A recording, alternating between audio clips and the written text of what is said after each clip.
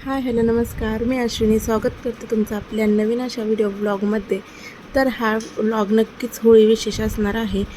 पण आम्हाला होळी करायची नव्हती आणि अचानकपणे काय झालं हे जर तुम्हाला पाहायचं असेल तर नक्कीच आपला व्हिडिओ स्किप न करता शेवटपर्यंत नक्कीच बघा. आणि अजूनपर्यंत आपला चॅनल सबस्क्राईब केला नसेल तर नक्कीच सबस्क्राईब करा. तर या इथे नेहमीप्रमाणे म्हणजे जे आपली रोजची कामं आहेत ना ती करून घेतली. जसं की सगळ्यांचे डबे गेले कारण की शेतात पण डबा जायचा होता. त्यामुळे गवार पुरणार नव्हती, त्याच्यामुळे बटाटा केला आणि चपात्या करून घेतल्या. आता आजचा सगळा जो स्वयंपाक मला एकटीलाच करायचा होता. त्यानंतरनं जसं जमल तसं मी केलं, म्हणजेच कृष्णाला बघून, कारण की कृष्ण आजारी होता आणि त्याला मात्र या दिवाणवर चढायचं होतं. आजकालची मुलं भरपूर असे हट्टी आहेत आणि आमचा जो किचनमधला दिवाण आहे ना तो हाईटला जरा कमी आहे, त्याच्यामुळे त्याला त्याच्यावर सहज असं चढता येतं. आणि मुलांचं कसं असतं, एकदाचा नवीन काही करायला शिकले की त्यांना तेच करायचं असतं आणि त्यामध्येच मजा येते. आता हा पुढं जाऊन माझ्याकडे बघून हसत होता. त्यानंतरनं त्याचं आवरलं, त्याला अंघोळ घातली आणि झोपवलं. अजून माझ्या भाकरी करायच्या बाकी होत्या, तर एक शेवटची भाकरी करायची होती. सगळं असं काम पडलेलं आहे. तर बाहेर ठेवून पाहू शकता, धुणं पण तसंच आहे आणि ऊन तर इतकं वाढतंय ना आता की भरपूर असं ऊन पण आहे. तर चला आता पटकन कामं करून घेते असं म्हणते आणि बाळ उठून जातं. तर आता त्याची जी खेळणी त्याने खेळायला घेतली होती ती पण अशीच इकडं तिकडं पडली होती. साई जरी घरी असलो तर तो खेळणी गोळा करायचे काम मात्र करतो. तर आता तो झोपलेला आहे, तर म्हटलं तोपर्यंत राहिलेल्या भाकरी आहेत ना त्या करून घ्याव्यात. माझ्या तशा भाकरी सगळ्या झाल्या होत्या, फक्त एक जी आहे ना ती भाजायची बाकी होती. पण घरात आहे ना लय राहाडा झालता, असं वाटत होतं की कधी हा राहाडा एकदाचा उरकल. पण बघा आता फक्त किचनच आवरून झालं तोपर्यंत तर बाळ उठून बसलं आणि जी आता राहिलेली कामं आहेत ना ती तशीच राहिली. झाडून, फरशा, भांडी, धुणं सगळी कामं तशीच होती. पण आता म्हटलं चला बाळाच्या हिशोबाने जाऊ, म्हणजे बाळाला जसं वाटेल तसं, कारण की त्याला घ्यायला कुणीच नव्हतं. तर आता घरं वगैरे झाडली आणि या इथे तो देवापाशी बसला होता. नकळत जर आपण त्याच्याकडे नाही बघितलं की तो देव सगळे खाली घेतो. त्यानंतरनं त्याला खायला चारलं. मग त्याची आजी रानातून आल्यानंतरनं त्यांनी त्याला घेतलं आणि आज मोटर चालू नव्हती, त्याच्यामुळे सगळी अशी भांडी भरून ठेवली पाण्याची आणि पटकन धुणं धुवून घेतलं. मोटर चालू असलं की कसं होतं, पटकन धुणं आहे ना ते पटपट उरकतं, कारण की धुणं जास्त असतं. पण असं मग भांडी भरून परत उपसून धुवायचं म्हटलं की कंटाळा येतो. तर आता सगळी कामं ही माझी जी आहेत ना तर 2-2:30 वाजता झाली. तर आमची ते बघा असे कार्टून आहेत. आता साईनी लहान बाळासारखा मेकअप केला, पण माझ्यासाठी त्याने स्वतः हाताने बनवून सरबत आणला होता. तर तो सरबत पण त्यांनी भरपूर असा छान केला. त्यानंतर आता ह्या कृष्णाचं बघा काय चाललं आहे, कुठं पण जाऊन लपून बसतो आणि आपल्याला भुआ करतो. तर अशीच आमची तर दिवसभर जी खटपट जी आहे ना मुलांची ती चालू असते. मी साईला कधी आता म्हणजे मॅगी जास्त करून देत नाही, पण म्हटलं आज पोळ्या नव्हत्या करायच्या, त्याच्यामुळे म्हटलं चला तो म्हणतोय तसं करूयात. तर त्याला मॅगी करून दिली आणि त्यानंतरनं 5:30 वाजता मग सासूबाई म्हटल्या जाऊ देत मुलांसाठी तर का होईना थोडीशी डाळ घाल.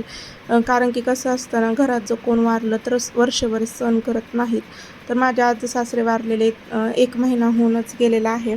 पण मुलांचं कसं असतं, सण म्हटलं की त्यांना वाटतं की पोळी आहे आणि मग ते दुसरीकडं इकडं तिकडं जाण्यापेक्षा ते आपल्यालाच चांगलं नाही वाटत, त्याच्यामुळे मग थोडीशी डाळ घातली करायला. पण आपण खाल्ल्या पिल्ल्याशिवाय राहतो का, जरी माणूस वारलेलं असलं तरी.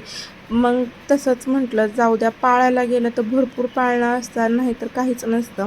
तर आता या इथे डाळ शिजायला घातली होती आणि माझं स्वयंपाक म्हणजे सगळं काम ज्यावेळेस आवरलं ना 2:30-3 वाजता, त्यावेळेस लगेच स्वयंपाकाला लागले असते तर स्वयंपाक हा पटकन झाला असता, घाई गडबड पण नसती झाली. तर चला जसं होईल तसं म्हटलं स्वयंपाक करून घेऊ. छान असं जे पुरण आहे ना ते अगदी 1-1.5 ग्लासच, म्हणजे डाळ 1-1.5 ग्लासच घातली होती, त्याच्यामुळे स्वयंपाक काही जास्त नव्हता. तर आता आमटी करून घेतली, इकडे गुळवणीसुद्धा करून घेतली आणि पुरण परतून सासूबाईंना दिलं, तर त्या पाट्यावर वाटत होत्या.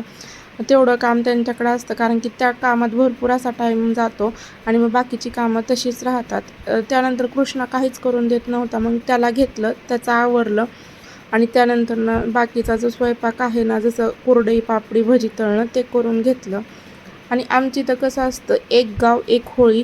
आमचे जे पाठीमागं शेत आहे ना रान, त्यामध्ये देव आहे झाडाखाली आणि त्या देवासमोरच होळी पेटवली जाते.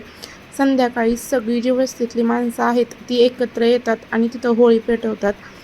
वस्तीत कुणाच्याच दारात आपल्याला होळी दिसत नाही, फक्त एकच होळी दिसते, ती म्हणजेच देवापुढे.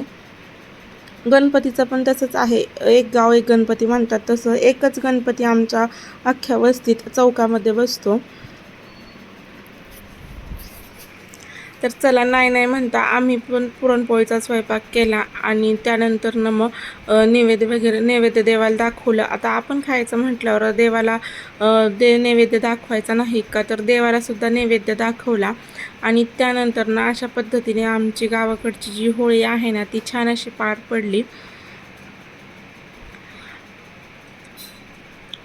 तर अजून पण जेवढे सोबत आलते तेवढे आणि नंतरून पण बरेचसे जण होळीला येणारे होते, कारण की असं होत नाही की सगळे सोबत आलेत असं. आणि मुलांना इथं मात्र भरपूर असा आनंद मिळतो की ओरडायला भेटतं, डमरू वाजवायला भेटतं. तर या इथे मी निवेद पण केले होते आणि ते देवांना दाखवून दिले. तर आता सगळा स्वयंपाक झालाच होता, फक्त गरमागरम पोळ्या करायच्या बाकी होत्या. पण आधी कृष्णाचं बघितलं, कारण की लहान मुलं आहेत ना भरपूर असे रडतात आणि संध्याकाळ झाली की काय माहिती त्यांना रडायला येतं. त्याला झोपी लावलं आणि त्यानंतरनं पोळ्या करून घेतल्या.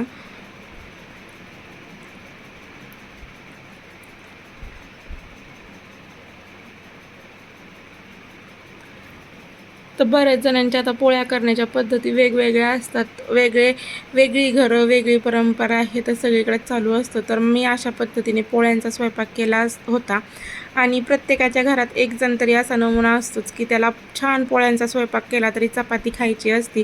तुमच्या घरात पण नक्कीच असतील.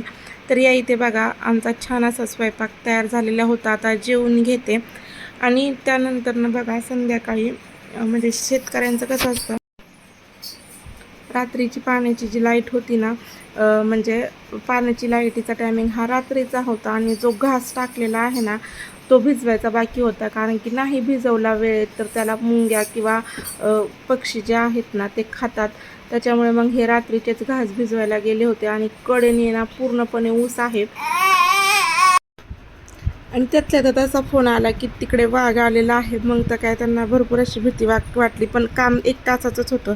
1 तासाचं काम असलं तरी सगळीकडे पूर्ण काळोख, कडेने पूर्ण ऊस आणि यामध्ये नक्कीच भीती वाटणं साहजिकच आहेत. आणि ते पहिल्यांदाच पाण्यावर गेले असतील, नाहीतर मग सासरेच जातात.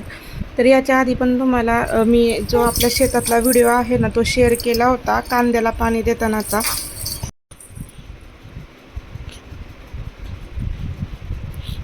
तर चला, अशा पद्धतीने हा छोटासा व्हिडिओ होता. तुम्हाला जर व्हिडिओ आवडला असेल तर नक्कीच लाईक करा, शेअर करा आणि सबस्क्राईब करायला मात्र विसरू नका. असेच आपले गावाकडचे व्हिडिओ तुमच्यासोबत मी घेऊन येत जाईल आणि आशा करते की तुम्ही पण ते व्हिडिओ नक्कीच बघा आणि लाईक, कमेंट आणि शेअर करायला मात्र विसरू नका. हा छोटासा व्हिडिओ पाहिल्याबद्दल धन्यवाद.